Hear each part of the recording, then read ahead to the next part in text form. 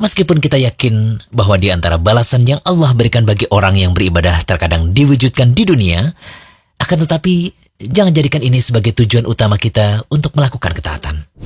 Jika tidak, kita bisa tertuduh sebagai orang yang tendensius dalam beribadah. Misal ada yang rajin sholat duha dan bersedekah supaya rezekinya lancar, rajin sholat tahajud agar bisa lulus tes atau lulus wawancara kerja.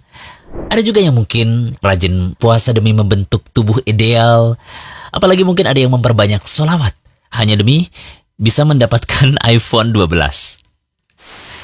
Jika di dalam hati kita pernah terbersit niatan untuk menggapai dunia dalam ibadah kita, mungkin kita perlu menata niat kembali. Sebenarnya, jika seseorang memurnikan amalannya hanya untuk mengharap ridho Allah dan ikhlas kepadanya, niscaya dunia pun akan menghampirinya, tanpa mesti dia cari-cari. Namun jika seseorang mencari-cari dunia dan selalu menjadikan tujuan utamanya dalam beramal, memang benar dia akan mendapatkan dunia. Tetapi hanya sekedar yang Allah takdirkan saja. Ingatlah sabda Nabi berikut ini. Barang siapa yang niatnya adalah untuk menggapai akhirat, maka Allah akan memberikan kecukupan dalam hatinya. Dia akan menyatukan keinginannya yang tercerai-berai, dunia pun akan dia peroleh dan tunduk hina padanya. Namun barang siapa yang niatnya adalah untuk menggapai dunia, maka Allah akan menjadikan dia tidak pernah merasa cukup. Akan mencerai-beraikan keinginannya, dunia pun tidak dia peroleh kecuali yang telah ditetapkan baginya.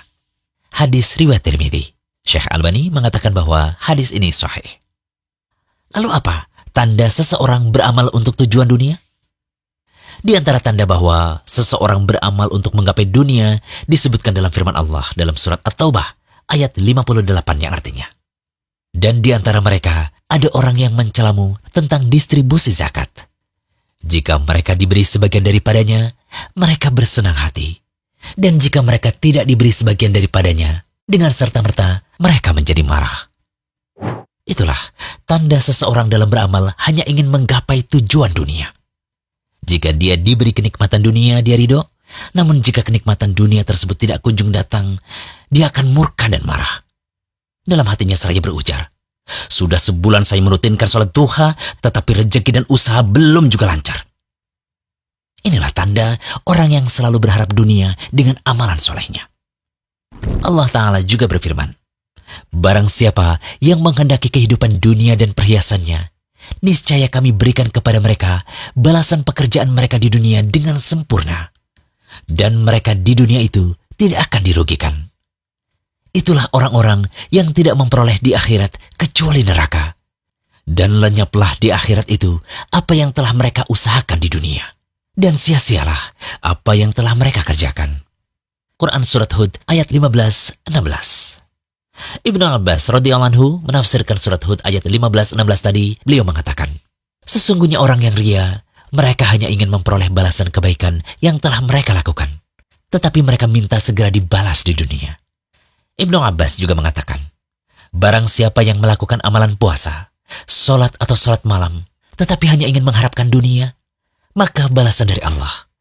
Allah akan memberikan baginya dunia yang dia cari-cari, namun amalannya akan sia-sia atau lenyap di akhirat nanti karena mereka hanya ingin mencari dunia. Di akhirat, mereka juga akan termasuk orang-orang yang merugi. Perkataan yang sama dengan Ibnu Abbas ini juga dikatakan oleh Mujahid Ad-Dhahak dan selainnya.